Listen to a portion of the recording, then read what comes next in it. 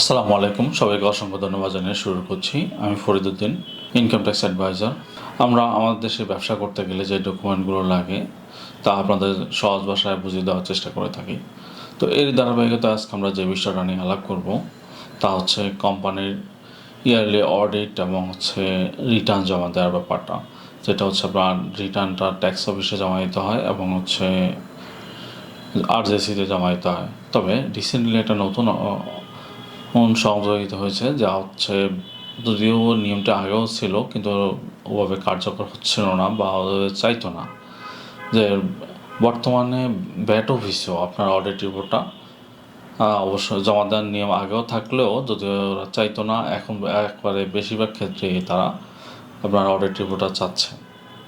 তো এখানে যে বিষয়টা গুরুত্বপূর্ণ তা হচ্ছে যে সমন্বয় করা। সেটা কীরকম? মনে করেন আপনার অনেক কোম্পানিতে বাস্তবতা দেখা যায় যে ব্যাট যে ব্যাটের রিটার্ন এবং টার্মসগুলো একজন ডিল করে, বা ট্যাক্সের রিটার্নগুলো বা অন্য একজনে ডিল করে, বা হয়তো ক্ষেত্রে বেশি একটু বড় কোম্পানি হলে আলাদা ডিপার্টমেন্টও থাকে, আবার যারা একটু ছোটো কোম্পানি হয়ে থাকে হয়তো অনেক সময় নিজেরাও করে, বা ব্যাটের টার্মসগুলো নিজেরা করে কিন্তু এবং ট্যাক্সটা কোনো থার্ড পার্টি বা কোনো লয়ার দিয়ে করে। তো এই ক্ষেত্রে সমন্বয়তার অভাব থাকে, কারণ হয়তো তারা এভাবে ইনফরমেশানগুলো দিচ্ছে না যে ব্যাটে কী রিটার্ন দিচ্ছে, কী সেল দিচ্ছে, বা ট্যাক্সে যেটা করে ট্যাক্স অফিস না, যে লয়ার বা ফার্মগুলো যেটা করে এটা ডকুমেন্টের উপর বেস করে বা তাদের মতো করে করে। তো এটা অবশ্য যদিও আগে থেকেও এটা করা উচিত ছিল না, কিন্তু এখন থেকে তো অবশ্যই করা যাবে না, কারণ যেহেতু আপনার এই অডিট রিপোর্ট ব্যাটেও জমা দেবেন, ট্যাক্সে জমা দেবেন এবং আরজিসি জমা দেবেন। যদিও আরজিসি আপনার অডিট রিপোর্টের ইন্টারনাল টার্মগুলো দেখে না বা দেখার সুযোগও হয় না, বা তাদের দ্বারা এটা জাস্টিফাই করাটা সম্ভবও হয় না।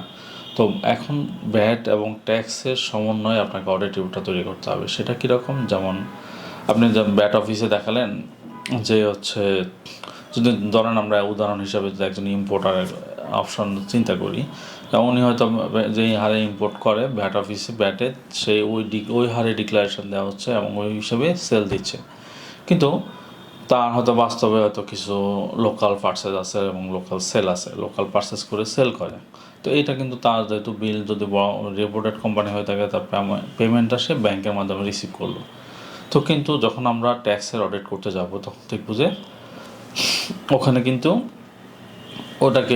ওটাকে অ্যাড করে আমরা কিন্তু সেলটা হিসাব করব।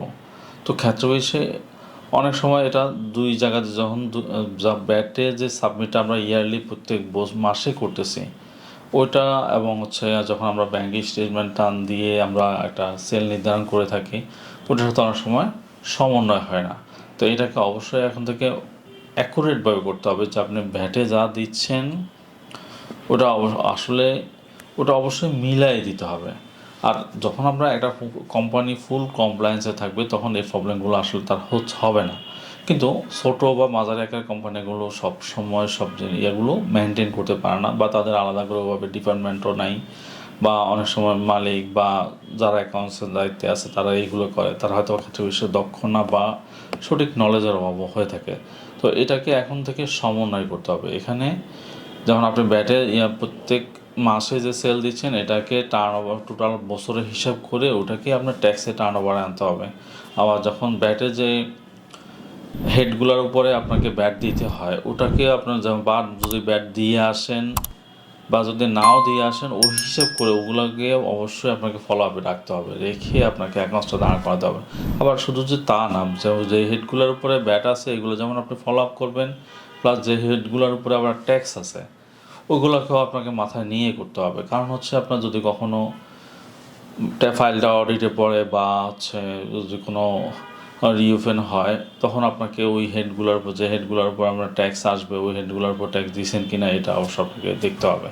তো ওভারঅল এই জিনিসগুলো মাথায় রেখে আপনাকে অডিটটা করতে হবে। আর সর্বোপরি আরেকটা যে প্রবলেমটা হয় আরজিআইসিতে রিটার্নের ক্ষেত্রে, যে প্রত্যেকটা কোম্পানি একটা এজিএমের নির্দিষ্ট ডেট থাকে, যেটা নতুন কোম্পানিগুলোর ক্ষেত্রে প্রথমত ধরা হয় যে আপনার কোম্পানি ফর্মেশনের 18 মাসের মধ্যে আপনাকে ফার্স্ট এজিএমটা করতে হবে। তো ওই এজিএমের প্রথম যখন আপনি এজিএম করছেন আপনাকে পরবর্তীতে ওই সময়ের মধ্যে এজিএম করতে হবে। তো যেহেতু যদি মনে করেন আপনার বেশিরভাগ কোম্পানি আমরা প্র্যাকটিসে দেখতেছি আপনার হচ্ছে বেশিরভাগ ক্ষেত্রেই যেটা ডিসেম্বরে 30শে ডিসেম্বরে আপনার এজিএমগুলো হয়। তো তাহলে আপনাকে অডিটটা অবশ্যই এর আগে করতে হবে, কারণ আপনি এজিএমে অডিট রিপোর্টটা পাবলিশ করতেছেন। তো এখন যেহেতু ডিবিসি চলে আসছে, ডিবিসি ক্ষেত্রে অনেক ক্ষেত্রে সময়ও লাগে, আর কোম্পানিগুলো দেখা গেছে যে হয়তো অভাবে গুরুত্ব দেয় না। কিন্তু আর যখন আপনার অডিটটা করতেছেন হচ্ছে কিন্তু জুনের 30 তারিখ ইয়ার এন্ডিং, এর পরবর্তীতে কিন্তু আপনি অডিটটা করতে পারেন। কিন্তু আমরা হয়তো পরবর্তী 6 মাস থাকে অডিট করে রিটার্ন জমা দেওয়ার, কিন্তু আমরা আসলে গুরুত্ব দিই না। গুরুত্ব না দেওয়ার কারণে হয়তো এই অডিট আপনাকে হয়তো পরবর্তী বছরের মার্চ এপ্রিল বা অনেক কোম্পানি আরও পরেও করে। তো এইসব ক্ষেত্রে এই অডিটগুলো আপনার যখন আরজিএসি জমা দিতে যাবেন তখন আপনার এজিএমের ডেটটা ওভার হয়ে যাচ্ছে, তখন আপনি এটা জমা দিতে গেলে জমা দিতে পারবেন, কিন্তু আরজিএসিতে পাস করতে গেলে তারা এটা পাস করে দেবে না, বলবে যে হাইকোর্ট থেকে পারমিট নিয়ে আসে, আপনার এজিএমের ডেটটা চেঞ্জ হয়ে গেছে। যদিও 21 সালেরগুলো তারা অ্যাডজন মিটিংয়ের মাধ্যমে অ্যাপ্রুভ করার অপশান দিয়েছে, 22-এরগুলো এখনও অনেক কোম্পানি এভাবে পড়ে আছে, অ্যাপ্রুভ হচ্ছে না। তো ওভারঅল 23 যেটা এখন চলতেছে, আপনাকে এটা অবশ্যই খেয়াল রাখতে হবে যে আমি কোম্পানি পরিচালনা করার জন্য বা ব্যবসা করতে হলে এই জিনিসগুলো অবশ্যই মাথায় রাখতে হবে যে ইয়ার এন্ডিং হয়ে যাওয়ার পরবর্তী 6 মাস সময় থাকে, অনেক সময়। আসলে অডিট করতে গেলে তো উইথিন 2 উইকস কমপ্লিট করা পসিবল। তো এই জিনিসটা মাথায় রেখে অ্যাকুরেট সময় আপনাকে অডিটটা পরিচালনা করতে হবে, তাহলে আপনার সব সময় সব দিক থেকেই আপনি হয়রানি থেকে বাঁচবেন। আসলে হয়রানি না, ঠিক আসলে আপনার এখানে বলা যায় গাফিলতির কারণে আপনি এখানে আপনাকে এটার মূল্য দিতে হচ্ছে, কারণ আপনি অ্যাকুরেট সময়ে অডিটটা করতেছেন না। যেমন আনতে আনতে জুন পার হয়ে জুলাইয়ের ফার্স্ট উইকে থেকেই করতে পারতেন, যেটা আপনি ডিসেম্বর পার হয়ে এবং জানুয়ারি ফেব্রুয়ারি মার্চ এপ্রিলেও চলে যায়। তো তখন আপনার এই রিপোর্ট জমা দিবেন আরজেডিতে, কিন্তু এটা পাস হবে না, আপনাকে আবার এটা বছর পর বছর ওয়েট করতে হবে, বা হাইকোর্ট থেকে পারমিট নিয়ে আসতে গেলে অনেক সময় এবং অনেক খরচেরও ব্যাপার হয়ে থাকে। তো কিছু কিছু বিষয় একটু খেয়াল করলে হয়ে যায়। আর ভ্যাটের যে বিষয়টা, এখন বর্তমানে ভ্যাটটাকেও গভর্নমেন্ট খুব প্রায়োরিটি দিচ্ছে, ইভেন ভ্যাট অফিসও আপনার হচ্ছে এই জিনিসগুলোকে খুবই মূল্যায়ন করতেছে। আর এই জন্য আপনাকে অডিটটা দুইটার সাথে সমন্বয় করে অবশ্যই করা উচিত। আসলে পূর্ববর্তীতে যেটা হয়ে গেছে বা অনেকের হয়তো বা সমন্বয় হয় নাই, যেটা এইসব ক্ষেত্রে কারেকশন করা যায় না, করাটা সো টাফ। তারপরে হচ্ছে এই জন্য ভবিষ্যতে যেন এই জিনিসটার সমন্বয় করা যায়, আমরা এইটাকেই আপনি সমন্বয় করতে পারেন, এটাকে আমরা বেশি প্রায়োরিটি দিচ্ছি। যে আসলে যেটা হয়ে গেছে তো হয়ে গেছে, ওটাকে কীভাবে ওভারকাম করা যায় সেটা যখন প্রবলেম সামনে আসবে তখনই করা যাবে। আর যেন নেক্সটে যেন এটা না হয়, এই জন্য সচেতন করাটাই আমাদের মূল উদ্দেশ্য। যে আপনারা অবশ্যই ব্যাটের যে রিটার্নগুলো এবং ওটার সাথে সমন্বয় করে, এবার বেশি হোক কম হোক, আমরা দেখছি প্র্যাকটিসে অনেকের হচ্ছে ব্যাটের সেল বেশি, ট্যাক্সের সেল কম। আবার অনেক ক্ষেত্রে দেখা যায় যে ট্যাক্সের সেল বেশি, ব্যাটের সেল কম। অনেক ক্ষেত্রে হচ্ছে ব্যাটে যে এক্সপেন্সগুলোর উপর ব্যাট দিচ্ছে এগুলো হয়তো ট্যাক্সে নাইও, কারণ এখানে গ্যাপটা কোন জায়গায়, গ্যাপটা হচ্ছে দুই জায়গার সমন্বয় নাই, দুই জায়গা দুইজনে করছে, বা দুই জায়গার দুই ডাটাগুলো ওভাবে শেয়ার করা হয় নাই, বা মিসিং হয়ে গেছে, যা ম্যানেজমেন্ট বলা যায় বা কমিউনিকেশন বলা যায়। তো এটাকে অবশ্যই খেয়াল রাখতে হবে। আর রিটার্নগুলো যেহেতু অনেক হয়তো জানে, অনেক কোম্পানি অনেক বছর থেকে অপারেট করে যে আরজিএসিতে কিন্তু রিটার্ন জমা দেয় না।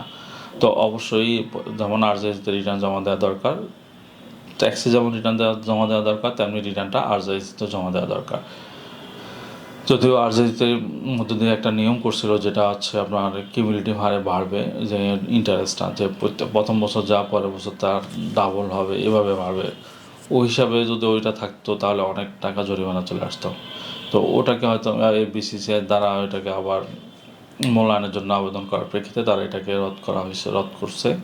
কিন্তু অনেক কোম্পানি এই প্র্যাকটিসটা করে না, যে আপনার রিটার্নটা আর ট্যাক্সে জমা দিয়ে দিলাম, আর ওটা আসলে আর যে দেওয়া লাগবে হয়তো অনেকে জানেও না। এটা অবশ্যই করা যাবে না, আপনাকে ট্যাক্স অফিসের যেমন রিটার্ন জমা দিতে হবে তেমনি নির্দিষ্ট করে রিটার্ন জমা দিতে হবে। আর অবশ্যই আপনার অডিটটা পারফেক্ট সময়েই করতে হবে, ইভেন অ্যাকুরেটভাবে সব সাইডের সমন্বয় করে আপনাকে করতে হবে। তো আর আরেকটা জিনিস হচ্ছে, যখন আমরা কিছু জিনিস খেয়াল করি যে ট্যাক্স অফিসে যেমন বর্তমানে আমার কোম্পানিগুলোর রিটার্ন জমা দেওয়ার লাস্ট ডেট হচ্ছে নভেম্বরের, রিটার্ন জমা দেওয়ার লাস্ট ডেট হচ্ছে জানুয়ারির 15 তারিখ। আসলে অনেকে জানুয়ারি 15 তারিখ পর্যন্ত ওয়েট করে, কিন্তু জানুয়ারি 15 তারিখ যে আসলে ওভাবে কমিউনিকেট করে না বা মনে হয় না এটা গুরুত্ব দেয় না, জানুয়ারি 15 তারিখ সময় আছে। ইভেন হচ্ছে গভর্নমেন্ট এই বছর হচ্ছে আপনার সময়টা আরও প্রায় 1.5 মাস এক্সটেন্ড করছে, তো তাহলে লাস্ট ডেট চলে আসছে ফেব্রুয়ারি 28 তারিখ। তো আপনি যদি ফেব্রুয়ারি 28 তারিখে এসে অডিটের জন্য দেন, আপনার যদি এক্সামের ডেট থাকে 30শে ডিসেম্বর, তাহলে আপনি অডিট তো করতে পারবেন, কিন্তু রিটার্নও জমা দিতে পারবেন ট্যাক্স অফিসে। কিন্তু জন্ডিস স্টকে যখন জমা দিতে যাবেন, তখন আপনার রিটার্নটা অ্যাপ্রুভ করতে গেলে আপনাকে অনেক কষ্ট করতে হবে, বা ক্ষেত্রে এসে আবার আরও 6 মাস 1 বছর ওয়েটও করতে হবে, ইভেন আরও খরচও হবে। তো ওভারঅল সর্বোপরি বিবেচনায় আপনার প্রতিষ্ঠানকে পরিচালনা করতে গেলে আপনাকে সঠিক কমপ্লায়েন্স মেনটেন করতে হবে, সঠিক নিয়মে সঠিক সময়ে আপনাকে অডিট করতে হবে, রিটার্ন জমা দিতে হবে। তাহলে আপনার অনেকগুলো প্রবলেম থেকে মুক্তি পাবেন। আসলে ব্যবসা করার জন্য আপনাকে ব্যবসা করতে হবে, ব্যবসা করার জন্য ডকুমেন্ট মেনটেন করতে হবে, কিন্তু ডকুমেন্ট মেনটেন করার ক্ষেত্রে আপনাকে হেয়ালি করলে হবে না, অ্যাকুরেট সময়ে সঠিকভাবে করতে হবে।